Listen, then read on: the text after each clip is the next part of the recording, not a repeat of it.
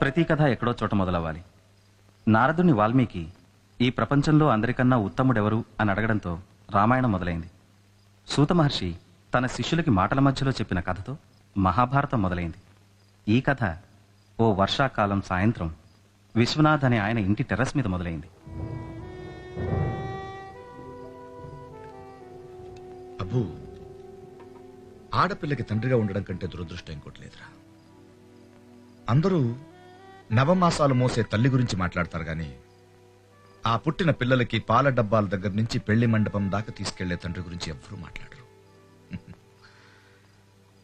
ఆడపిల్లలు పుడుతూనే వాళ్ళు ఏడుస్తారు, పెళ్లి చేసుకుని వెళ్లిపోతూ మన ఏడిపిస్తారు. అబ్బో, ఒక ఆడపిల్లని కను, అది నీ భుజాల మీద ఆడుతుంటే ఆనందంతో నీ గుండె చేసి చెప్పుడు విను. దానికో 16 ఏళ్ళు వచ్చాక నీ పక్కన నడుస్తుంటే రోడ్డు మీద వెళ్లే కుర్రాళ్ల దొంగ చూపులు చూడు. ఈ అందం నా రక్తం పంచుకుని పుట్టింది అని గర్వంతో పొంగిపోయే నీ మనసు నడుగు. కూతుర్ని కని పెంచడంలో ఉన్న కిక్కు తెలుస్తుంది. నాకు నా కొడుకు పుట్టినప్పుడు కూడా ఇంత ఫీలింగ్ రాలేదురా. కానీ 19 ఏళ్ల క్రితం ఇలాంటి ఓ రాత్రి మిషన్ హాస్పిటల్ వెరాండాలో కూర్చున్న నాకు ఒక ఏడుపు వినిపించింది. ఆ ఏడుపు నా జీవితాన్నే మార్చేసింది. అంజలి పుట్టిందిరా. ఆ తర్వాత నాకు టైమే తెలియలేదు. ఫారెక్స్ డబ్బాలు, పోలియో చుక్కులు, స్కూల్ బ్యాగులు. తనకి 8 ఏళ్ళు ఉన్నప్పుడు స్కూలుకు తీసుకెళ్తూ ఐస్ క్రీమ్ కొనిచ్చాను. నాన్నా, నేను రోజు ఐస్ క్రీమ్ తినాలంటే నీకెంత జీతం రావాలి అని అడిగింది.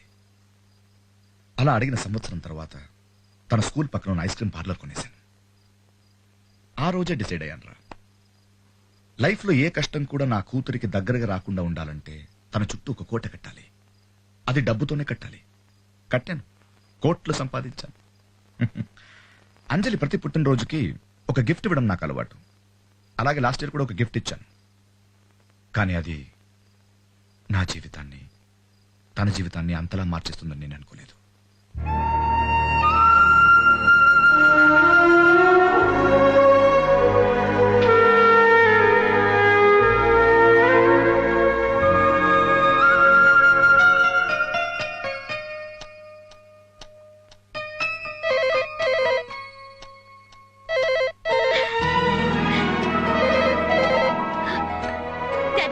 హాయ్ అంజు, నీ గోల్డ్ ఫిష్ ఎలా ఉంది? నేను ఎక్వేరియం దగ్గర ఉన్నానని నీకెలా తెలుసు? నా అంజు వాళ్ళమ్మ కడుపులో ఉన్నప్పటి నుంచి నాకు తెలుసు. అంజలికి కూడా వాళ్ళ డాడీ ఎక్కడున్నాడో తెలుసు. ఎక్కడున్నాను? ఢిల్లీలో. మీటింగ్ అయిపోయి హోటల్ కి వచ్చి రూమ్ నుంచి ఫోన్ చేస్తున్నారు, రైట్? రాంగ్. ఢిల్లీ మీటింగ్ అయిపోయి ఫ్లైట్ లో హైదరాబాద్ కు వచ్చి ఇప్పుడు నా బంగారు తల్లి బెడ్రూమ్ కిటికీ కింద నిలబడి మాట్లాడుతున్నాను.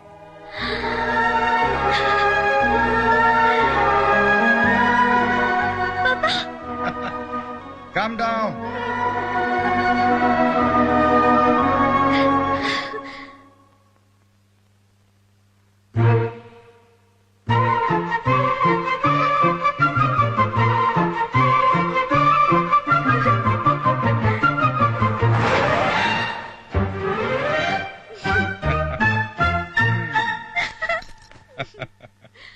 Many happy returns of the day. Thank you. Shall we go for a drive? Well, వద్దా?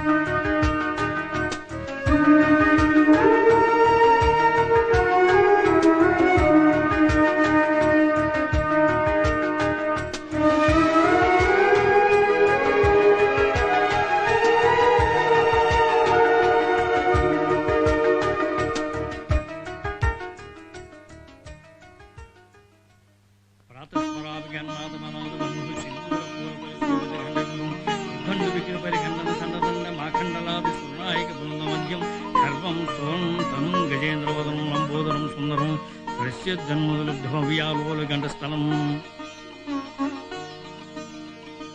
అయ్యా, అమ్మాయిని ఆశీర్వదించండి.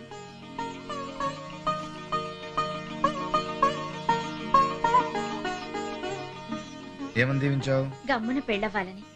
పాస్ అవ్వాలని దీవించు. పెళ్ళదేముంది, చేస్తే 4 గంటలు పడుతుంది అంతే. పరీక్ష కూడా అంతే కదా నాన్న, రాస్తే 3 గంటలు పడుతుంది.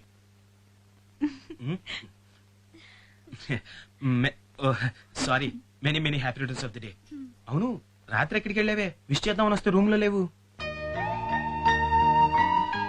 ఆయనతో కలిసి వెళ్ళావా?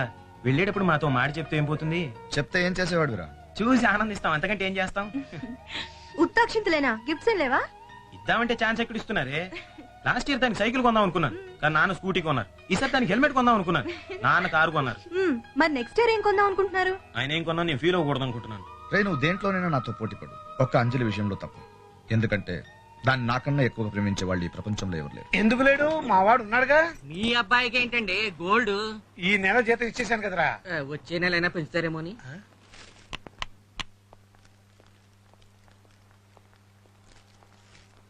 లక్ష్మీం క్షీర సముద్రాతనయం శ్రీరంగధామేశ్వరం దాసి భూత సమస్త దేవనితాం లోకైక దీపాంకరం శ్రీమన్. హలో, ఎరా ఆయన ఉన్నారా? అమ్మగారు ఏంటండి? అర్జెంట్ గా 1000 రూపాయలు కావాలి, నీకిచ్చి పంపమను. 1000 అండి? ఆయన లేరండి. పొద్దున్న లేచినప్పటి నుంచి డబ్బులు డబ్బులు అంటే ఒకటే నస. ఈ అనగానే ఇవ్వడానికి ఇది ఏమైనా ఒకటారంట? 1000.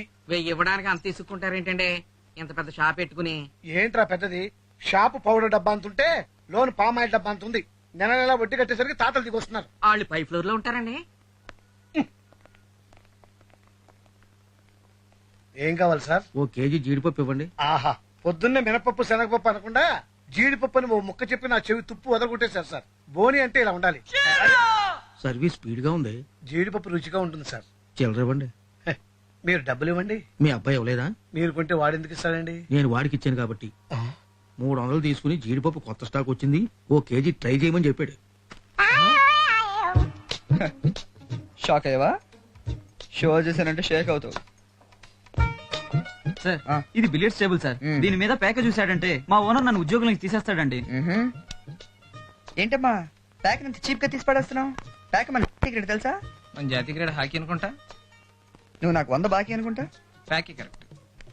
మన పని ఎంత బాబాయ్? నాది 300.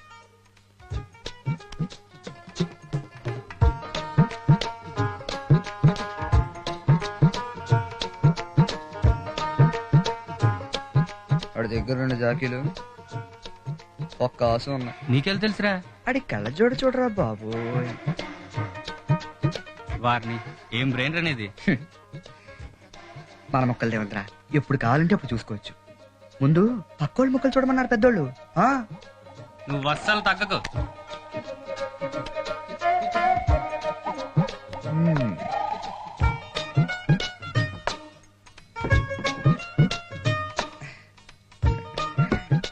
500 ఏవి ఇస్తాంలేవయ్యా. షో చేస్తాడే మనకి వెళ్తూ వస్తాడు, ఆ సంగతి అడిగి తెలియట్లేదు. చీపి ముందు నువ్వు చూపించు. చడుచుకుంటావేమో. పర్లేదు, తట్టుకోగలను. చా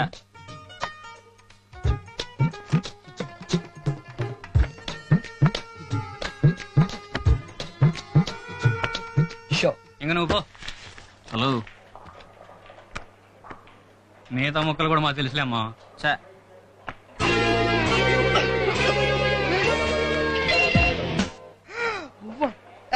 నీ దగ్గర ఒక్క ఆశే కదా ఉండాలి. నీకెలా తెలుసు? అదే నీ కళ్ళల్లో చూసాం. ఇందులోనా? ఇందులో ఎప్పుడు ఇవే ఉంటాయి. దీన్నే గ్యాంబ్లింగ్ గ్లాసెస్ అంటారు. రాచుకో. చీపి ఏంటిది మరి టూ మచ్? చిన్నపిల్లలు చేసి మోసం చేస్తారా? మీరేం చెప్పండి సార్, మీరేం చెప్పండి. ఈయన వచ్చాడండి.